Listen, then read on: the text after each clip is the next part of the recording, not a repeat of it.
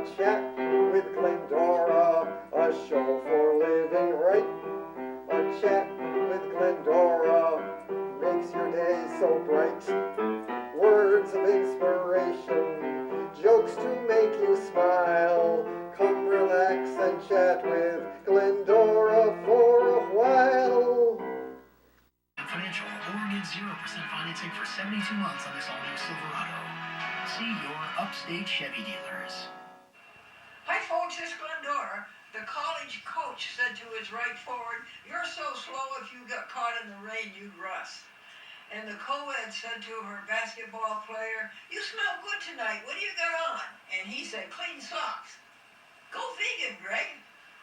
Morningstar Farms, Veggie Burgers, Grillers Prime, Price Choppers, Soy, Chicken Patty, Veggie Patties. Boating. Tundra. My kitty at 104 years old. She jumped from the desk over to the window. At 104. Get to Nissan now. Hi folks, it's Glendora. In high school, the teacher gave us a basketball to bounce around the court. Then she said to me, "Hurry up." And I was standing at the center line and I threw it with all my might. Swish! Grow vegan, Greg. Beyond Meat, Beyond Chicken Strips, grilled. So delicious, dairy-free. Almond milk, mocha almond fudge dairy bars. Introducing the all-new Let's Laugh Day. His bill in a donut shop. What was he charged with? Impersonating a police officer. Go vegan, Greg. Picks Veggie Burger, vegan. Picks Black Bean Burger, vegan. Light Life Meatless Bowl, vegan. Malto Meal, hot breakfast cereal. And Tom's of Maine toothpaste, no animal testing. It's the spring sales event right here at... First, she was the skipper of the SS Glendora. All the little kids were the chief mates. Then, the captain of Satellite 6. Catching up with the one and only Glendora. When they came to WRGV, it was 1955. Her fondest memories from entertaining a generation of children. It's Positively Upstate. Wednesday at 6 on CBS 6 News. That's it. Oh, wow. Hi, folks. I'm Glendora. You are not. And you can be glad you are not. But then I don't know about that, folks. I like being Glendora.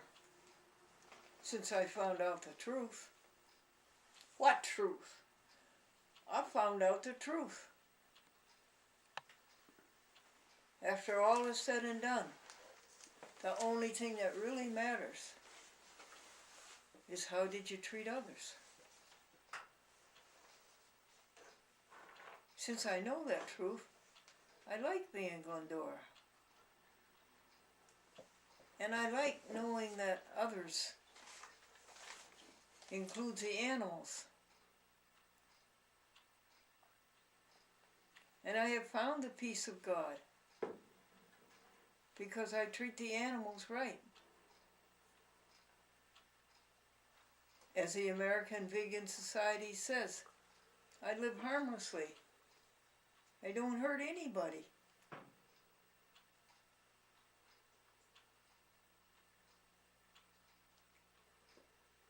So I like being Glendora, now that I know the truth and live the truth. And part of the truth, folks, I know, is that get rid of selfishness, ego, me first. No, others. I know the truth now. The satisfaction is in helping others, not in helping myself. There's no satisfaction in that at all. You like these pretty baby blue hand crocheted gloves by Marian Alber? She has hand crocheted 12 pairs of these gloves in the most elegant colors. Deep purple, deep green, forest green, bright yellow, bright orange, black, white, baby blue, navy blue, and she's working on 5 more pair.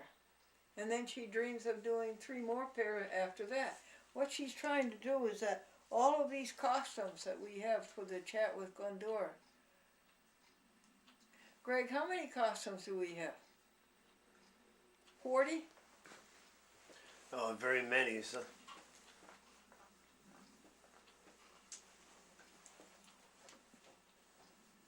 There's my little baby kitty. Want to come up, honey, and sit in Glenny's lap?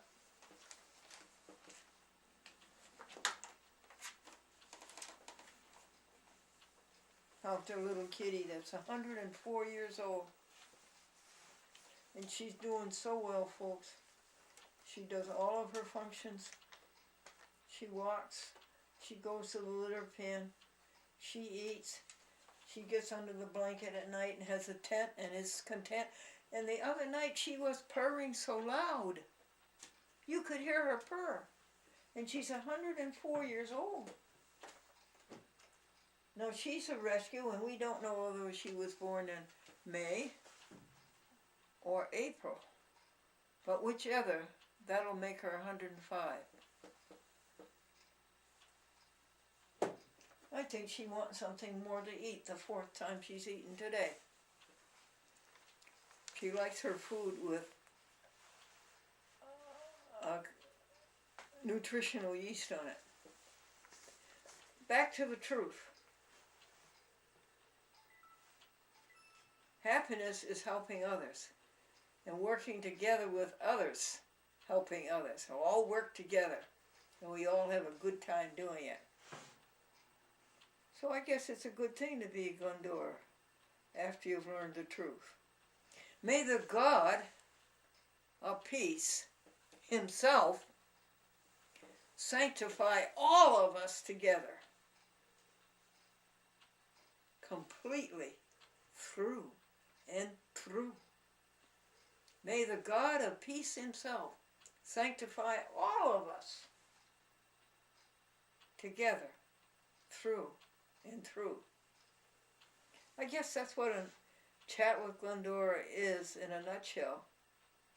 Well, if that's so, Glendora, how come it's taken you 12,030 shows to say so?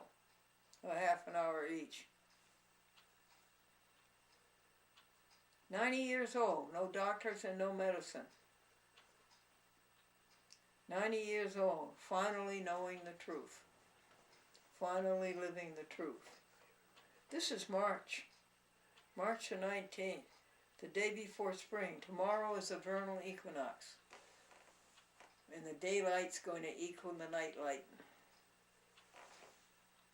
March is interesting. It can be like February, or it can be like April. And .com, the grass is coming, .com. You're going to have grass, honey. Fresh grass. Oh, won't that taste good? How she loves fresh grass. And we'll see the dandelions. We'll see all the miracles that come out of the soil. Who are they? Snowdrops, right?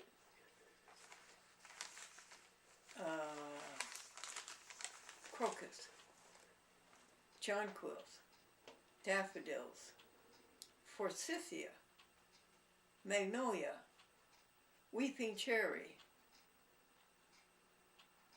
flowering crab trees, tulips, hyacinths, all those grand creations coming out of that soil, that miracle soil. I don't know what we've accomplished here so far, except that I'm Glendora, and you aren't. But if you want to be Glendora, I'll give Glendora to you. You can have it, and I'll start over again.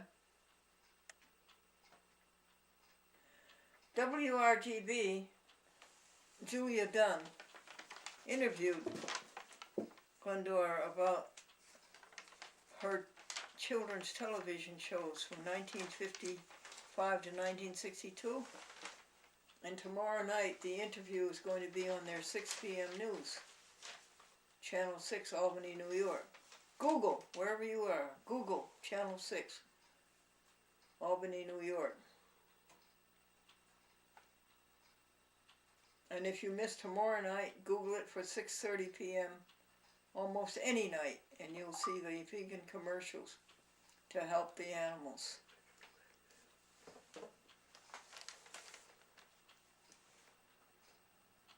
And I said, poor Julia will only have 5 or 6 minutes, and I will come home and I will ask me the questions that she didn't have time to ask me. Listen to this one, folks, about television in 1955 and 1962. We have so many electronics here. How we are blessed.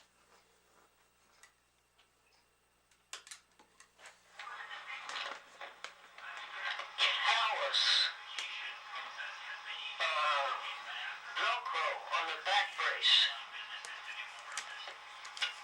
A sign on the willow tree. Gregory, you hear all that? A sign on the willow This tree? is Glendora's tree. Yeah? Please do not hurt it. And please do not hurt it. Call Bolton. Paul Bolton, Connecticut. Do an Autobet commercial. I would like to do the Autobet Julia commercials. I live in an Autobet building. These people know what they're doing. They know how to tear apart and rebuild.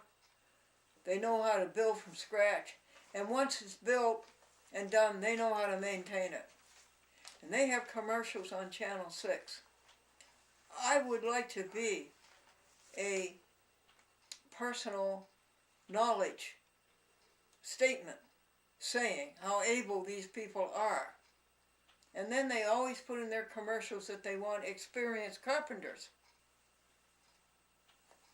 I am going to call Julia Autobeck and ask her if I can do her commercial for her. I want to speak out in favor of these people. Rufus Glendora training needs much training.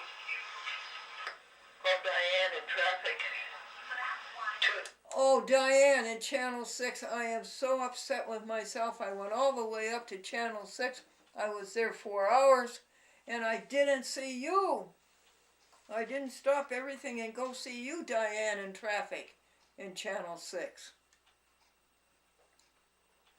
You remind me of Dan Smith. Oh, that's a good joke. Bill said to Bob, you remind me of Dan Smith. Bob says, I am not a thing like Dan Smith. And Bill says, oh, yes, you are. You both owe me $10. Another joke is... Oh, another joke is the man who loaned his friend money for a facelift.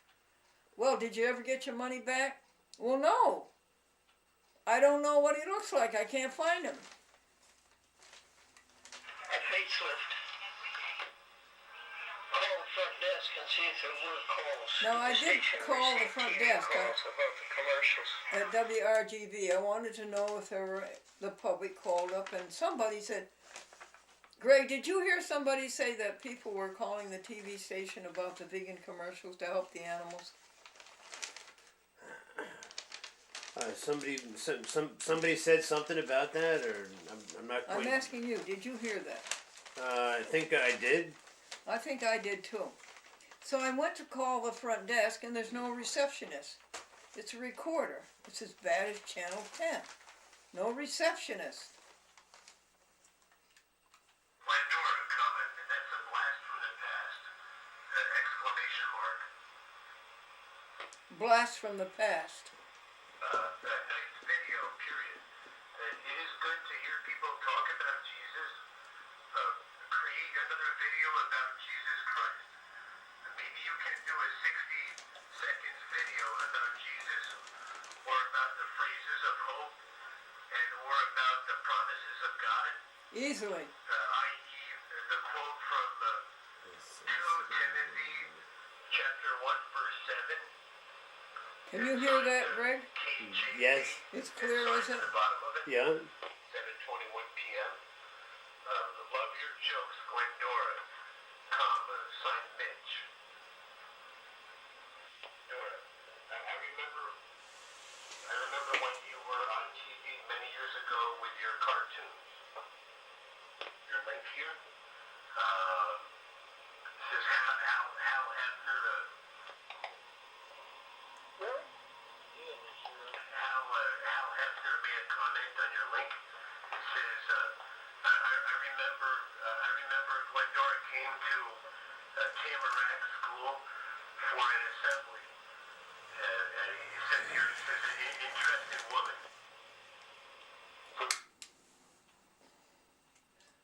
That's in Greg's notes. He's going to ask me to tell you about that. When the program was on WRGB 1955 to 1962, thank heavens that something told me to get into the WRGB Newsliner, which was a Chevrolet station wagon, and the latest. And it was all painted in blue and yellow letters and red and stars, and it all said WRGB News. And anybody who worked for the WRGB TV station could go to the back door and take a key off of the board and sign up on a paper at what time and his name he took the wagon. And then I would pack it full of little tricks to show children. And I would go to the assembly hall. Well, folks, I'm telling you, it didn't matter what I said, it was right. If I said hello, there was cheers for 30 seconds. No matter what I said, there were cheers. It was like Bob Hope going to the troops overseas to see the young men who had a severe chance of being killed. Our country's best, the 19-year-olds with their crew cuts and youth all over their face and bodies going out to be killed. That's what it was like, and everything that Bob Hope said, whether it was funny or not, they'd laugh just because he came from the States to see them. So thank heaven, thank you heaven, for sending me out in the WRGB sedan to put on a show in person for those children and hear their wild cheering. Greg, what else does it say on that note? About the being a star on TV and the break in the water department. Oh, that's different, Greg. Television then was everything to everybody. You did not eat in the kitchen or the dining room anymore. You ate in the living room, and you ate off of a TV station, a TV table, and you ate a TV dinner. When television came out in the 50s, 48, 49, 50, 51, 52, it was everybody's life. And then everybody would go to the bathroom at the same time during the commercials. And the water departments of the municipalities were aggrievedly hurt by all of this activity all at once. And of course the whole landscape was ruined by rabbit ears. No, it wasn't rabbit ears, it was TV antennae, right? Oh yeah. Did you know that WRGB channel XX22, it was an experimental channel in 1928. We were born in the same year. WRGB and Glendora were born in the same year, 1928. Do you know that they were telecasting? They were putting out a television signal? Do you know that in 1938 WRGB sent the first signal, television signal, from Schenectady to Queens to Flushing, the 1938 World's Fair. Did you know that? Radio with pictures. That's what it was. Radio was great in 1938. It was big. It was the big leader. 1938. And WRGB sent a signal from Proctor's Theater in Schenectady all the way down to Flushing.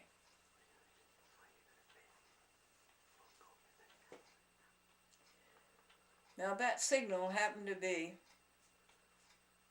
Felix the Cat. Why?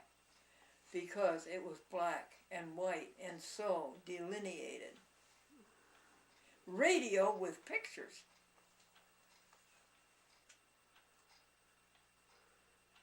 So the war came, Pearl Harbor, 1941, and all these things like that had to stop because everything went into war material. Tanks to kill people, guns to kill people, airplanes to drop bombs. And the war was over in Europe in 1945, June 2nd or 3rd, and then the terrible bomb in the Pacific. August, the war was over. And the rebuild started. And people went back to doing what they were doing before the war. You didn't have any cars, you know. No cars were manufactured. I think the earliest car was 41 to 47. I don't think there were any cars manufactured. They all went into airplanes, bombers, transports, cargo. And WRGB went back to making television.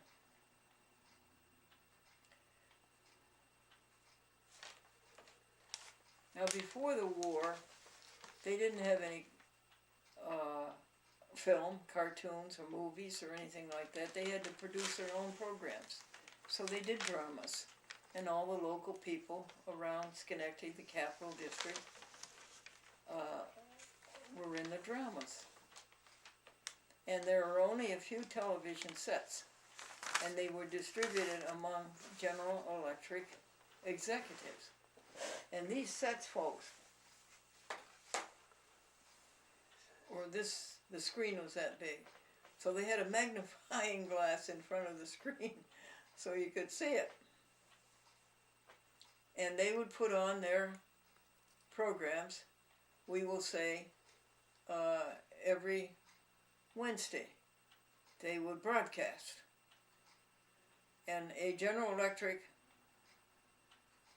spouse called WRGB and said, I know that you broadcast on Wednesday, but my Bridge Cub is coming on Tuesday, and I'd like to have you change your day of broadcast from Wednesday to Tuesday. Isn't that funny? Well, I'll tell you it's even funnier. They did it. And that's the history and the glory that I came into in WRGB. You can't imagine the glory and the power and the effect that WRGB had, not only in its own area, but all around the country. They owned Channel 10. What? They owned Channel 10. WRGB owned Channel 13. They owned both of them. It wasn't so long before that I got there that they sold them. They let them go. And of course, being WRGB and all of that General Electric engineering, they put out a mammoth television signal. It went at least 60 miles diameter from the capital district. It went way down into Connecticut. It went way south of Poughkeepsie. It went way east past Pittsfield. it went way west past Herkimer, almost to Utica. Way north in the North Country, way up beyond, almost to Plattsburgh. They put out a powerful signal. It was so powerful, folks, that Channel 4, WBZ-TV Boston, owned and operated by the Westinghouse Corporation, put in a complaint to the FCC saying, stop those people. Their signal is interfering with our signal, which is also Channel 4. By the way, they were Channel 4 then, not Channel 6. So, WRG got a show cause order from the FCC. Show cause why you shouldn't lessen your signal. I think somebody else complained about it too, it was so strong. And of course, WGY was a General Electric radio station, which was one of these powerful all-night radio stations you could hear all the way to Chicago. Is that right, Greg? Those great big radio stations in that period? Oh, yes, yeah. You could hear them halfway across the country? Yeah, like at nighttime you can, yeah.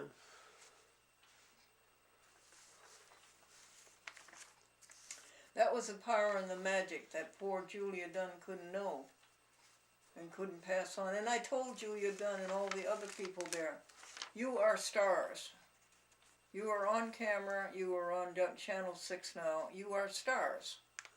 You are television stars. But nowhere near the magnitude of a television star in the 1950s, when television was everything to everybody. What about black and white? Oh yes, we were black and white. Even when I left WRG in 1962, we were still black and white. There were color TV sets around. I did buy one. It was $400 and it was an RCA. And the people were orange or red or blue or green.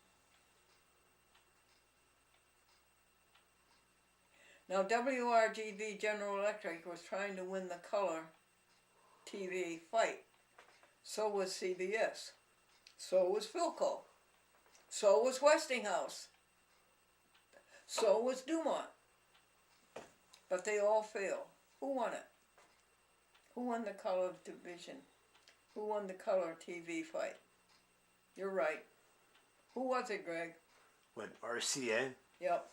RCA and the NBC Peacock. That would be around 62, 63. When I went back to television in 1972, maybe 10 years later, a decade later, color was there. And it was beautiful. Now you can't remember or imagine what life was like with all black and white television. But let me tell you this. The best clothing that you could wear, I thought, on TV in those days, 1955 to 1962, was black and white. I always tried to wear black and white because it always looked so good. If you wore red and dark green, it didn't make any difference. It came out black and white, but it wasn't as pretty a black and white as the real black and white. What else is on that list of notes, Greg? Oh, the other shows, Earl Jarris, Trader Van, Oh! the Kathy Kitchen. First of all, we did not have the elaborate, expensive, and expansive building that is on 1400 Balltown Road, Niskayuna today. We were crunched up in a bowling alley, a former bowling alley right on the shore of the Mohawk River, just beyond the Scotia Bridge. General Electric was here, and then the Van Curler Hotel was there, and the Scotia Bridge was here, and then the bowling alley, and then very, very expensive townhouses on Washington Street, and they still are today, and the YWCA. They were all on that street.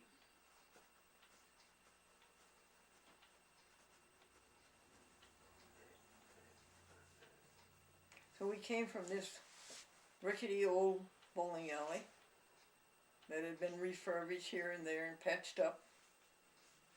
And it started in the morning, I believe. Sonny and Ernie Tatro didn't come until later. So, but they were at 9 o'clock. In the bowling alley, it started with Kathy's Kitchen cooking show. Then right across, no more than 20 feet from Kathy's set, was Earl Jarvis with his great big piano. And he sang songs around 1 o'clock. And then around 1:30 came Trader Van. And Trader Van was only a few feet from Earl Jarvis.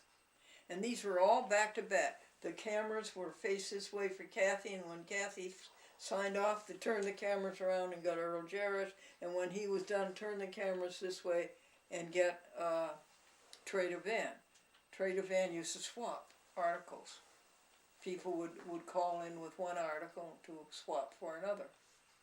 And Trader Van, his name was Grant Van Patten, was a consummate television talent. He was excellent. He was really good.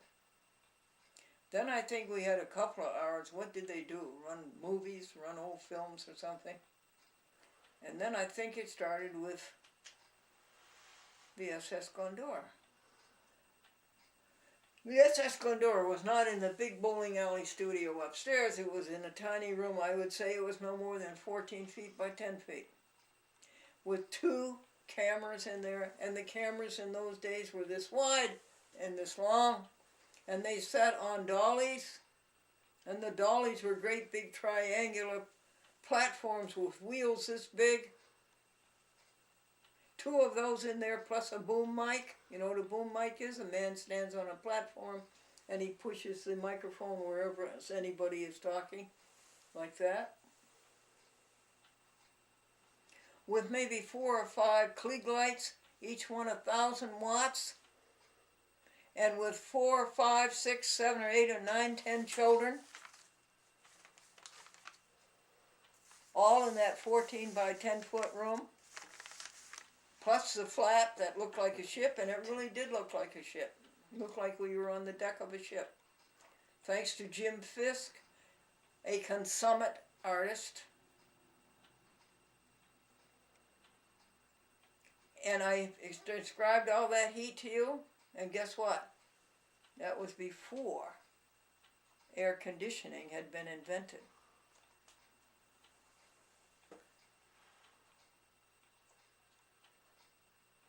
Don't you think it felt good after 15 minutes to open that door? Oh, the door had to be touch shut because of the sound. You couldn't have any foreign sound.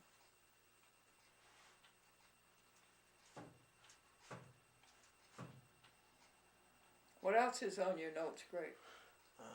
Greg didn't want to come on camera today because he didn't want to get dressed up, so he's off camera. The Freihofer, the news. Oh yes, I was in the middle of progression. So as soon as a chap, and as soon as the SS Glendora was done, if that wasn't enough for that room, over onto the wall, and I was facing, was Bill Mulvey with a cactus set and a western background, and he showed cowboy movies. He was back to back. And so the cameramen would turn their cameras around and do him. And we had they would have 2 spots maybe at the break. And that's all the time we had to get out of the studio before Bill Mulvey started up. What was it called? Bronco Bill. It didn't take much in those days to make a television show, did it? And just as soon as they finished Bill Mulvey, the cameramen would run upstairs to the big studio and get ready for Freddie Freihoffer. And that was 15 minutes live with about 20 children. Did you see all these programs live, back to back? Isn't that a dream? Now do you know why there will never be another 1950s television? You can't go home again? Those things are not there anymore. Julia Dunn. I'm sorry we didn't have a chance to give you the flavor. So after Freddie Freihoffer was over, what next? The news, weather, and sports. Howard Tupper, my small fry.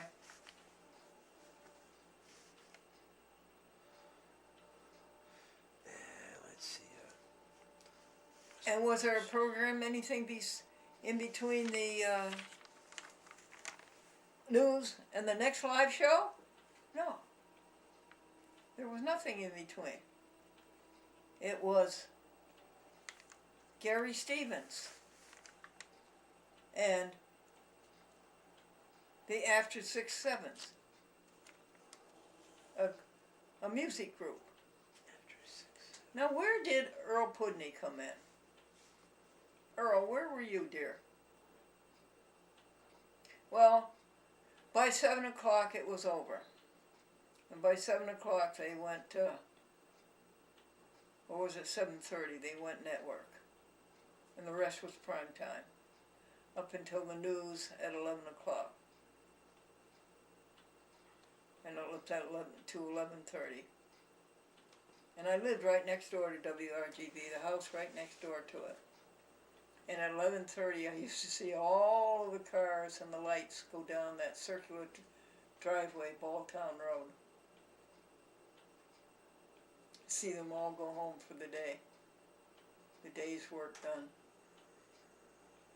Now that doesn't even touch upon engineering, which was up on the second floor at Balltown Road. It doesn't even touch upon WGY, the very strong radio station built by General Electric.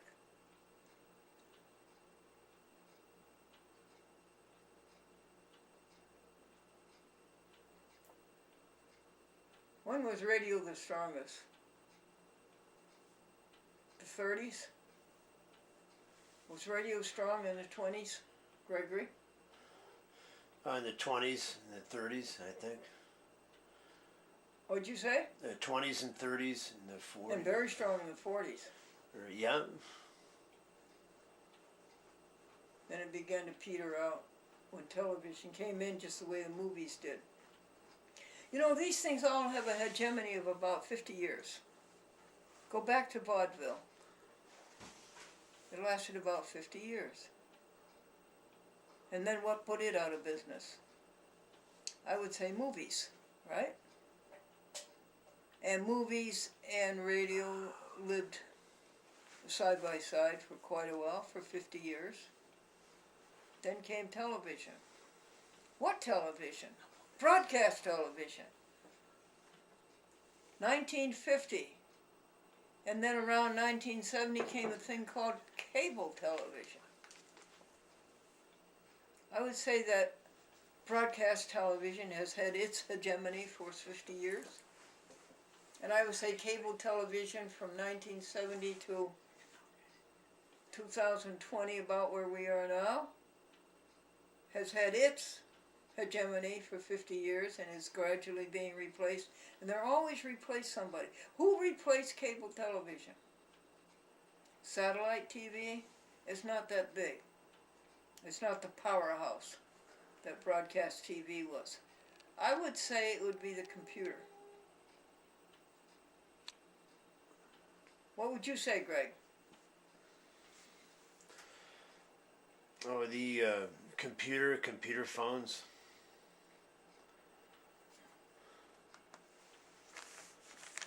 Okay. I would say it would be the computer and the social media. Yeah, social media. Question. Who's going to take the place of the computer and the social media? What's next, folks? its hegemony will be about 50 years. What's next for us? Let's see if there's anything else on this recorder. I'm trying to do the interview that poor Julia Dunn did not have time to do. Julia, I would like you to come down and meet all of our friends here on a chat with Glendora. And do a television portrait of you, Julia. Graham on Messenger. His comment to Glendora, hello, I love your commercials. States February 8th. A message from Julia Dunn at WRGB TV 6 in Schenectady. This is Thursday, the 14th of February. Hi, my name is Julia Dunn, and I'm the morning anchor at WRGB TV 6 in Schenectady, a place I'm sure Glendora is familiar with. I do a weekly segment called Positively Upstate, and was wondering if Glendora would like to be a part of it. Would she be interested in coming back to the station? The old stomping grounds. And so she's putting that out there, asking Glendora if you'd like to be a part of her show of Positively Upstate. And then we can respond.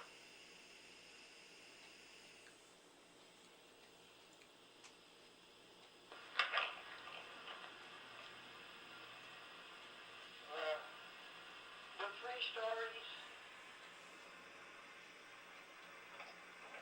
The anchor women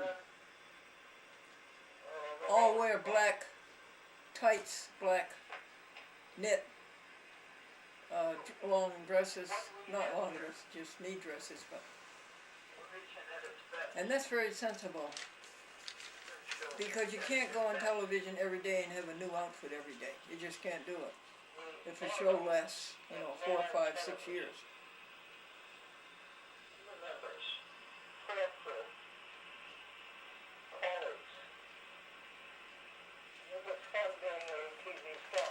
Was it fun being a TV star? And how? Particularly a TV star of the 1950s. Everybody put out a red carpet for you. Everybody was bowing down to you, asking what they could do for you. You were so important in their lives. And they just loved you, and their eyes dazzled. Was it fun being a TV star? Yes. But you, Glendora, you could have handled it a whole lot better than you did. There was too much ego. There was not enough realization that it isn't just one person. There's hundreds behind that. Just right today, it is one person. There's no such thing as being a star. You're not out there alone. You're standing on everybody else's shoulders. I wished I had handled it so much better, with so much more maturity. Today I know how I would handle it, and it would be right. But then I handled it wrong. Oh, that's been lovely for 60 years. Can we stand it up again? We could start a live television show, the SS Glendora, right now, ourselves. You and I could do that. Why? Back in 1950, 55 to 62, General Electric owned all the cameras. General Electric owned the studio. General Electric owned the airtime. General Electric owned everything to get to the houses, to send the signal. Today, public access is here. And public access gives you and me an ownership of our own channel. We could go to Bethlehem, my public access TV station, just outside of Albany, New York. I could go to that studio, to which I'm entitled because I'm a resident of Nassau Village, which is in their franchise area. And they could give me cameras and sets and crew and control room and panel and microphone and everything else. We could have everything necessary that WRGB owned then. We own, and we could revive a chat with Glendora. Excuse me, we could revive the SS Glendora. We could do it all over again. Does anybody here want to set that up and do it? Anybody here with the ambition to do that? Greg, what's on your list? Oh, it has a. It's got names on here. Let's Greg, see. your words are going inside of you instead of Sorry. outside of you. It says bean counter, a little yeah. TV screen. All of General Electric's general managers, folks, were accountants. If you were the manager of the General Electric department, you were an accountant. Why? Because you knew how to count beans. Our general manager possibly didn't know the first thing about television. That didn't matter to General Electric. He knew how to count the beans. What else is on yours? Bean counters. License to Steal. The World's Fair. The Color TV. Yeah, we covered that. What was that about Pittsfield? I don't know about Pittsfield. It says Jim Fisk. Yes. First of all, let me cover the personal appearances besides the schools. Yeah, the schools. And we have one of those. And Gregory, the Wonder Boy, put the WRG platter, a 78 RPM, and he took that and made a video of it, and that is in the archives of A Chat with Glendora, and you can see it. I think he did that around 2012. And it is a audio of one of those school appearances where the children just went wild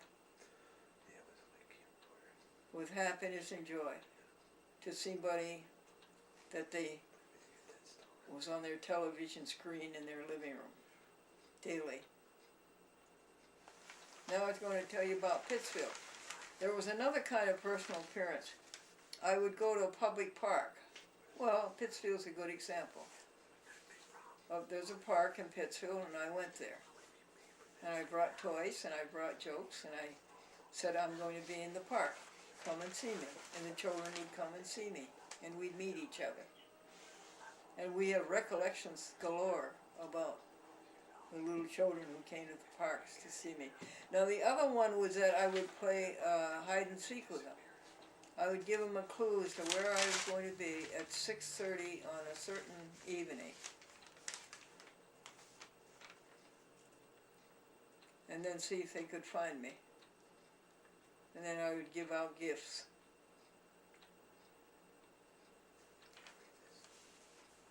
Then what was the next thing? Jim Fisk, a consummate artist. The set that he built for the SS Glendora looked just like a ship. He brush painted it all. It was beautiful. That man was so gifted. He started Mapco, Jim Mapco.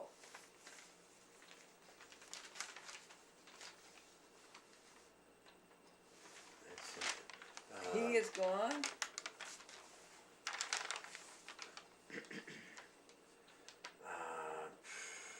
Along, I think, with everybody else except Ernie Tatro.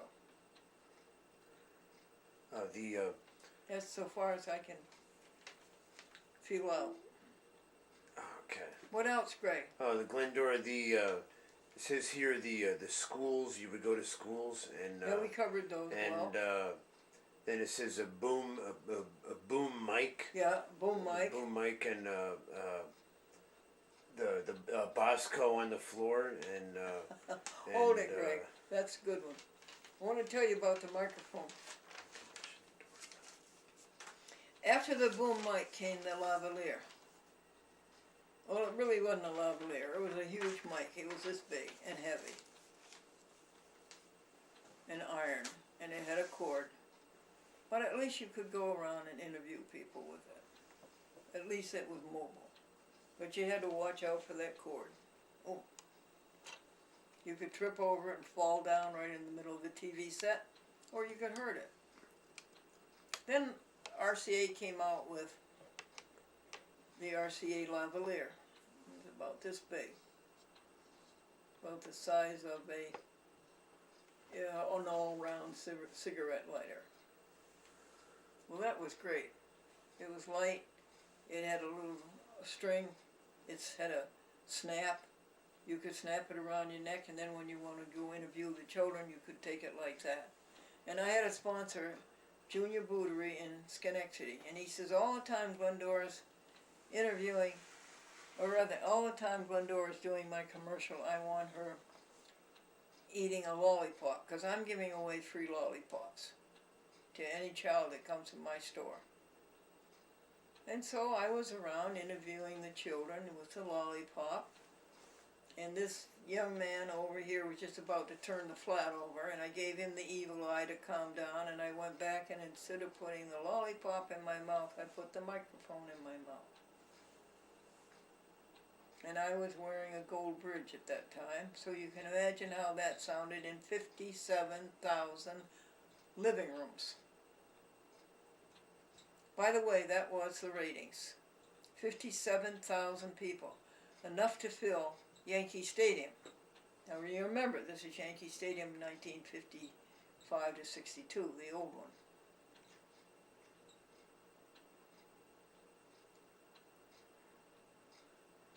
And the children would come on, and I would dress them all up in their little costumes.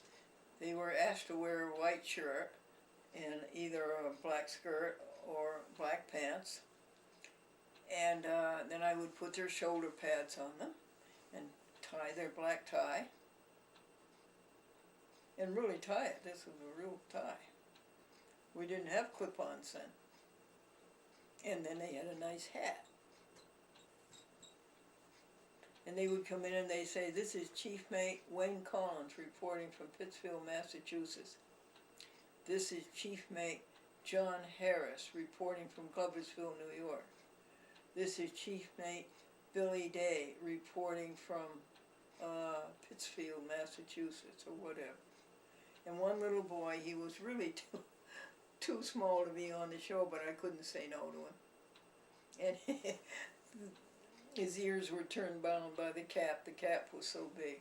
And he came on and he says, "This is Chief Mate Denny Hollis from," and terror covered his face, and he said to his mother off camera, "Where am I from?" Tape came in around 1962, and the Ampex tape machine was this big.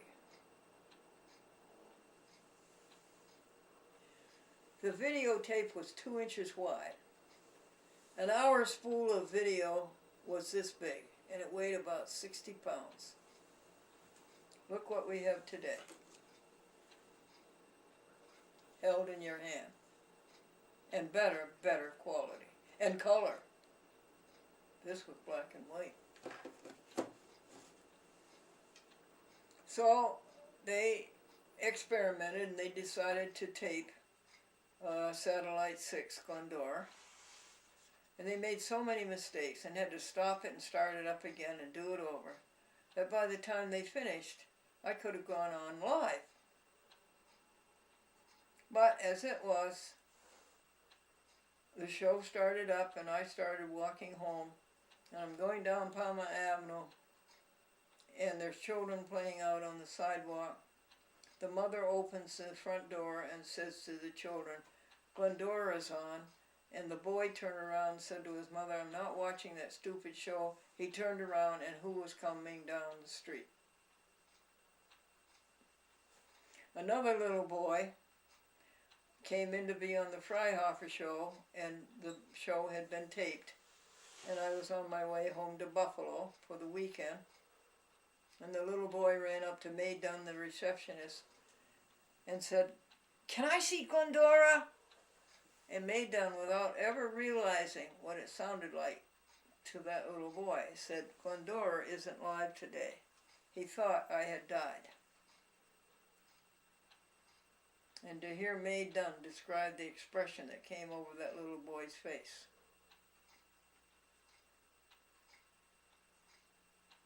Freihoffer used to come around in those days in a truck, door to door. And my mother used to buy a lot of Freihoffer. And the Freihoffer salesperson would be so happy, and he went out the door thanking my mother profusely, and he shut the door, and the door handle came off in his hand.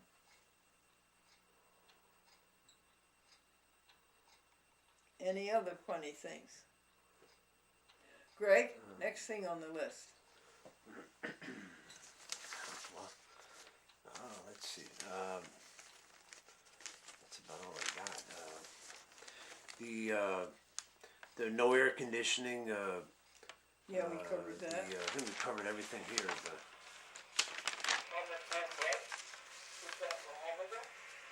yeah, that's everything I can see here. But You can't go home again, it isn't there. Thomas Wolfe. videotape.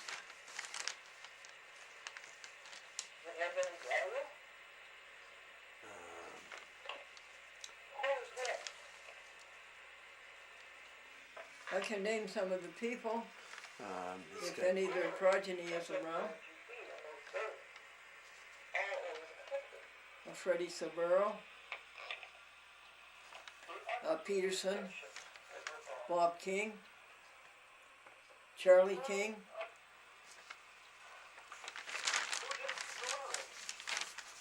oh yeah, here it is.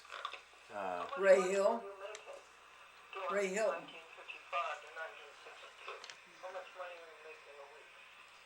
It says Ronnie Reniston.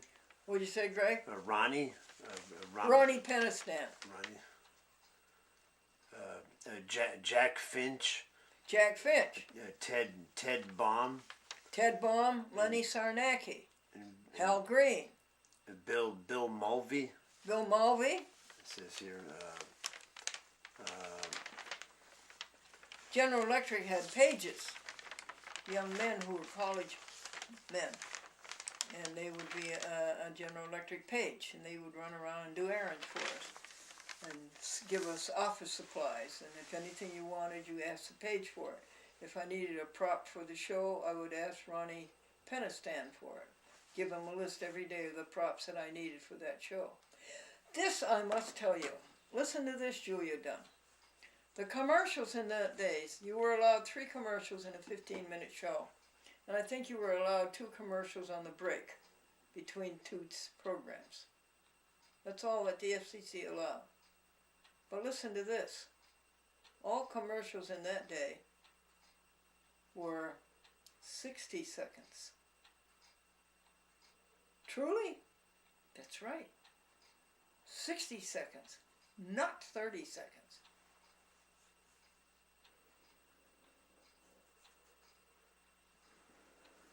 And I used to integrate the commercials, you know. But I got going one day, I remember, on Bosco chocolate syrup. No, it was Cocoa Marsh, another chocolate syrup. And I got going on that, and I said, let's try it on cake. We tried it on cake, it tasted pretty good. Let's try it in milk. Okay, we tried it there. Oh, let's try it on ice cream. We tried it there. I was 2 minutes and 40 seconds doing that commercial that day.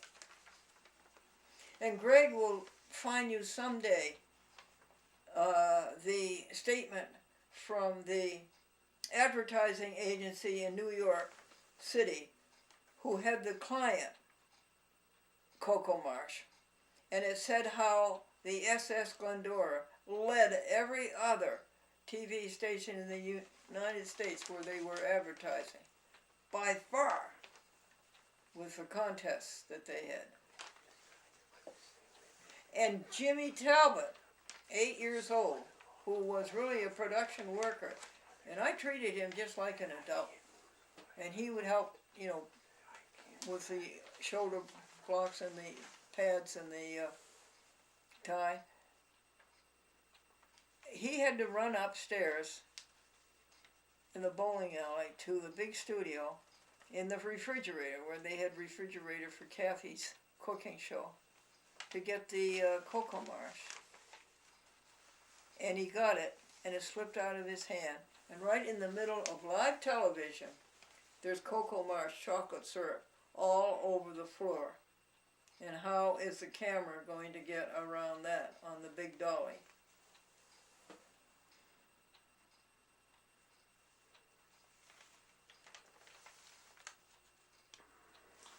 But it was still a children's show. It was produced by children. It was enacted by children. It was affected by children. It was a great, great period in television. 1950 live television. And you'll never see it again. It's like Camelot. There was once a Camelot. There was once live television in the 1950s. Anything else, Greg, on your list? It says Sonny and Ernie. You wrote that. Oh yeah, right? Sonny and Ernie didn't come until WRGB in 1957. It was on Balltown Road. And they had a little corner in the studio, the big studio. And it was a home show. Sonny Jennings and Ernie Tatro. And that was his start. Then he took over the whole thing with the news.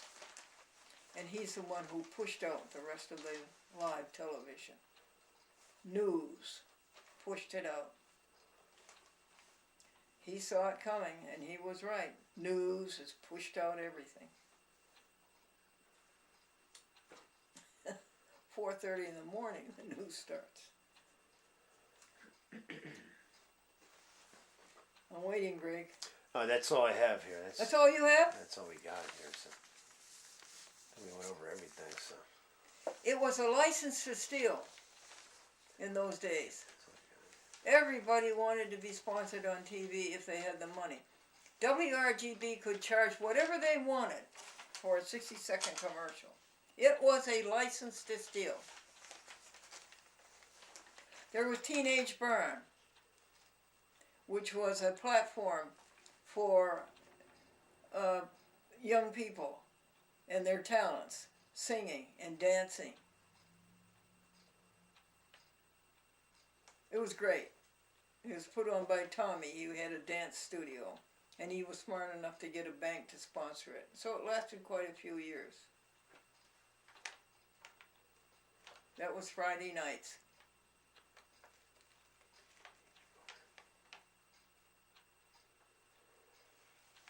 Anything else, Greg?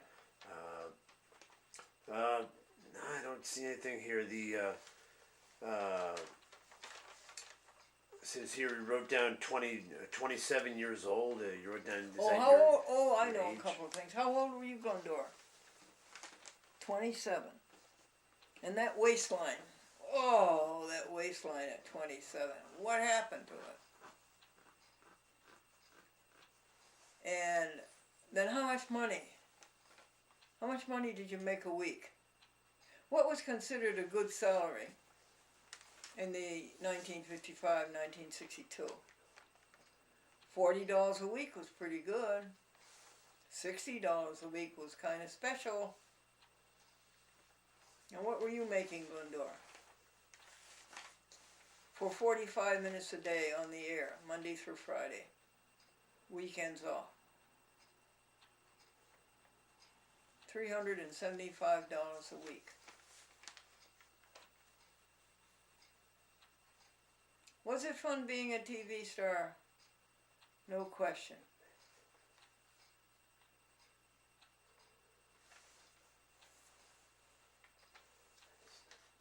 Grace and peace. Amen.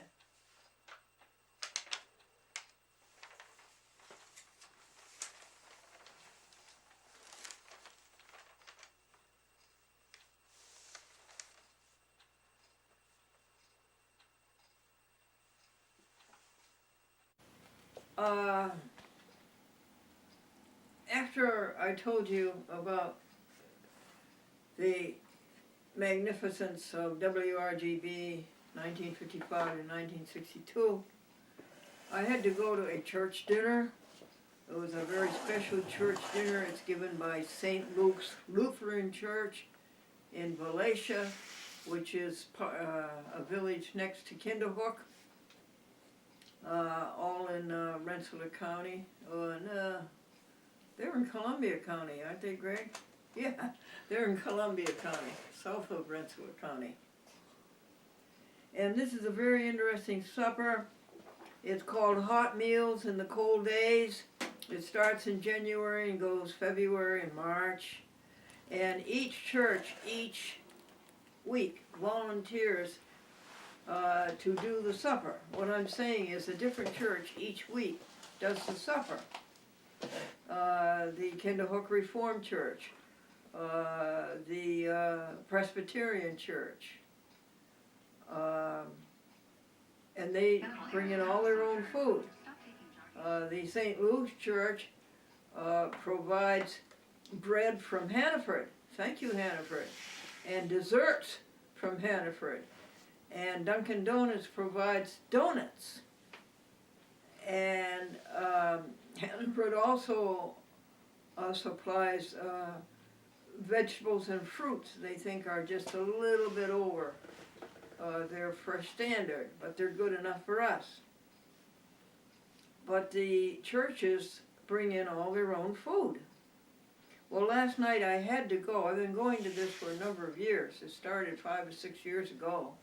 And when it started, the first night, only the staff people came, the people who started it. But it has caught on. And I have seen, I kid you not, under penalty of perjury, I've seen 140 people there and coming to that supper. And I've shown you videos of it too. So I had to go last night. You want to know why, folks? It was put on by the Seventh-day Adventist Church. And as you know, the founder of the Seventh-day Adventist Church was Ellen White, and she was very, very strong on vegetarianism. Seventh-day Adventists must be vegetarians. She did this because of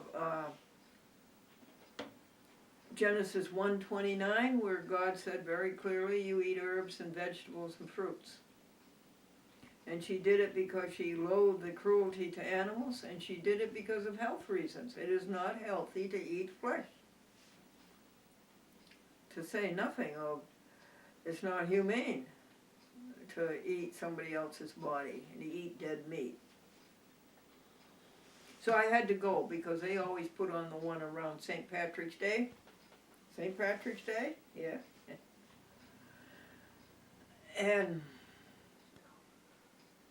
But came to me, as always, things I didn't tell you.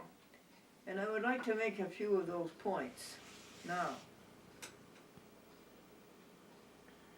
You know why television was so powerful and so strong and such a force in people's lives? You want to know why? It was because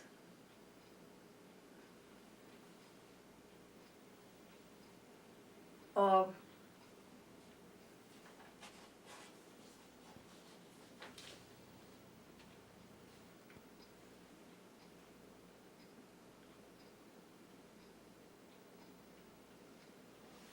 it was a supreme medium.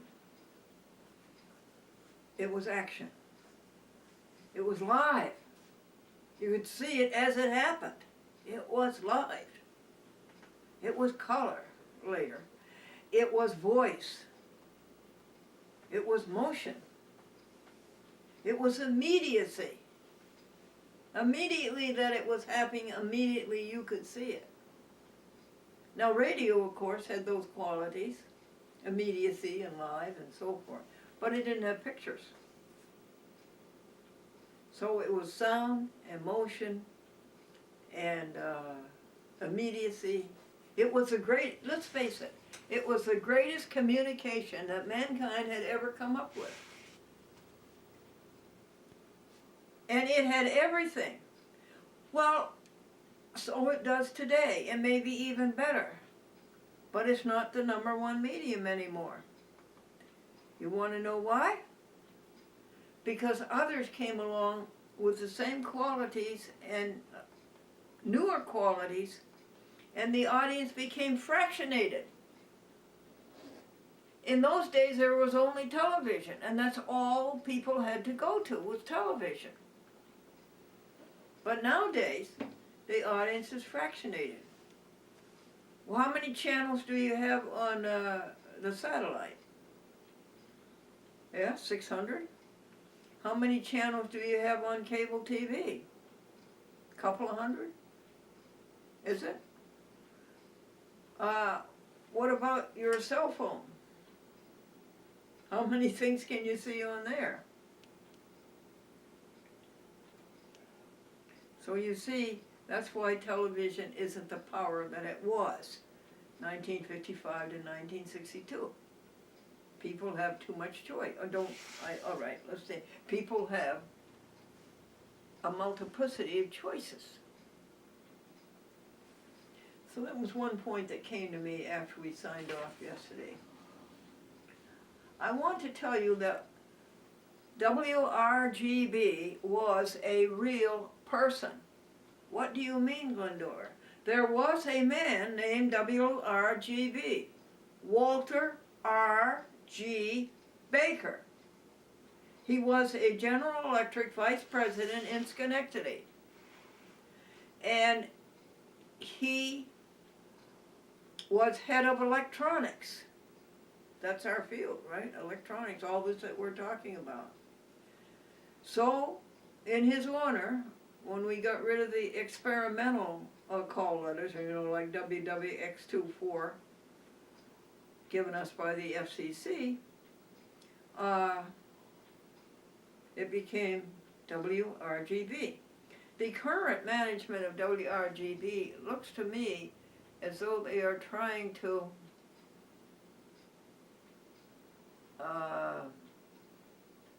put that under the carpet. They don't say WRGB. I would rather see them not do that, but I'm not the management. Now WRG Baker, Walter R.G. Baker, did a bad thing. He took electronics out of Schenectady and put it in Syracuse. Okay, it's good for you people in Syracuse, but it was very bad for us in Schenectady. Another point. I told you that in a 15-minute period, we had about 3 commercials per 15 minutes. So that would make 9 commercials that I had to do because it was a 45-minute program. Some of these commercials were on film. I believe, okay, so they were 60 seconds. You had never heard of the 30-second commercial. You had never heard of that. Nowadays they have 10-second commercials, and I think they even have 15. But in the days of the SS Glendora and Glendora Satellite 6, the commercials were 60 seconds. And they were many of them live, and Wayne Collins in Pittsfield, who watched the programs when he was 7 years old, and he's 72 now, or 71, with a phenomenal memory. I'm glad I don't owe him money. He said that one day I went 2 minutes and 40 seconds on a Cocoa Marsh commercial. What was Cocoa Marsh? It was a chocolate syrup. And I said, let's try it on cake, vanilla cake, kids. Let's try it on, let's try it in milk. Let's try it on ice cream. And I don't know how the control room upstairs put up with it, but they did, and nobody ever said anything. In fact, nobody ever criticized the program. We really had a good freedom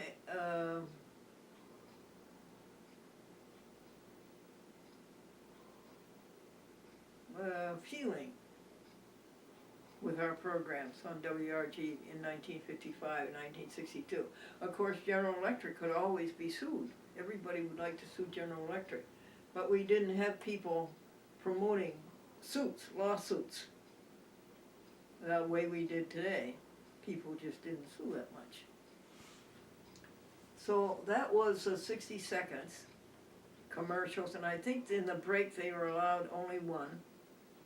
On the station break, you know, on the hour, or at the half hour, they were allowed only one. That's how the FCC changed things. What else came to mind after signing off?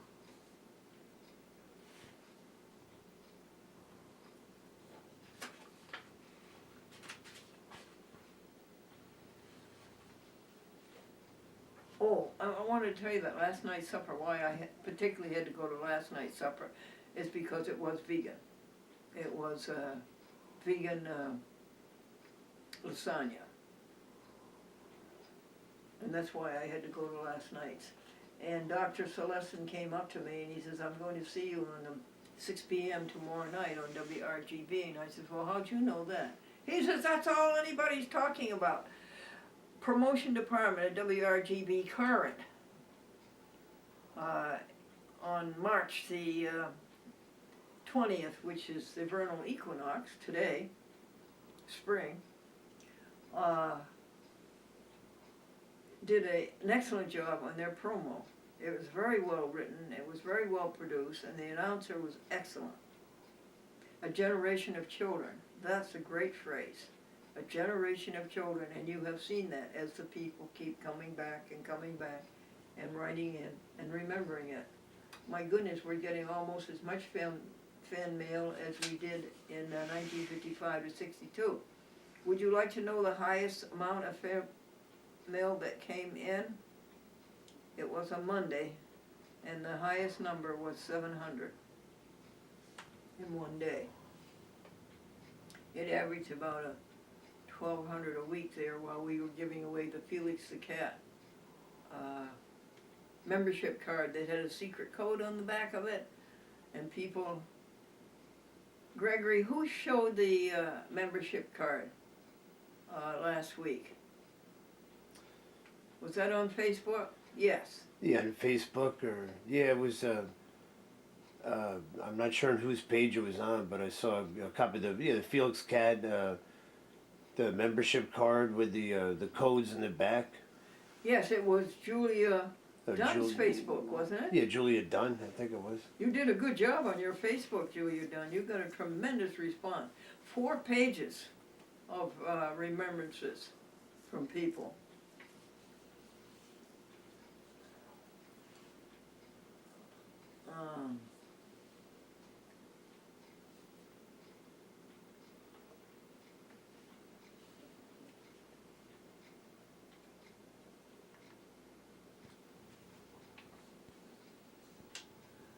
And Wayne Collins is, as I say, 71, 72 today. And wherever he goes, he says, do you remember the SS Glendora? Did you used to watch it? The answer is always yes. Yes, yes, yes. And so Wayne goes on, he says, well, I know her, and I talked to her on the phone. And he brings the people up to date and tells the people how to watch a chat with Glendora to find out about the SS Glendora. So I think we did pretty well. Wayne, would you look over, Greg, would you look over this list and see if there's anything that I left out? What we're doing here is the interview that Julia couldn't do because hers was only 5 minutes. And ours is about an hour and a half. Yeah, I'll check it out. So. Yeah, would you see if there's anything there that I can't read? I can't read my writing. But he's a master at it. Oh, This is my friend, Gregory Charles Washburn. My friend since 2006. Yeah, the vegan supper. Yeah, we covered that. Greg 17, something it says. And then the control panel. When you get a haircut, Greg, you can come on camera again. All right. Yeah, like Jim Talbot, he made comments about, he saw you at the control panel. Oh, yeah. And, That was not my control panel, that was a lighting panel. the lighting panels. And Jim Talbot, who now is in Beverly Hills, California, and started on the SS Glendora at age 8. He's the one who sent in 100 cards so his name would be selected to be on the show. He tells us that that was a lighting board, it wasn't a control panel. The control panel, you know, when it was down at the bowling alley, nobody could dare go near the control panel. Wow, it was controlling the video and the audio and what was going out over the air. Nobody dared to get near it, except the director and the audio people. And here that control panel ended up as the control panel of Satellite 6. It ended up as a prop on Glendora Satellite 6. Anything else, Greg, that we forgot? It says merciful, and then it says. Oh, merciful. Then it says Julia number and Wayne Collins. You wrote that down on here. It says merciful, and then Julia, and then Wayne. That's what I see on here. So. The song "Holy, Holy, Holy," merciful and mighty. Well, Glendora's merciful. She makes more mistakes than anybody else. Helping others is mighty. Anything else, Greg? No, that's it. So that's all I see there. So, let's adjourn, folks. And if there are any other memories that come in, if you have any questions or any comments or suggestions, we always love to hear from you. Most of all, we like to hear about how you're coming about going into your sanctuary, your place all alone, and listening to the soul that's inside of you. Listening to your conscience and doing what your conscience says, because your conscience is the voice of your soul, and that soul continues with the soul inside of everybody else. And I think now you're adding up to what God is. We say that God is helping others. We say that Jesus is helping others. We say they're synonymous. Take care. May the peace of God, which passes all understanding, dwell in your heart and your mind and your soul. To you, love and encouragement. Amen.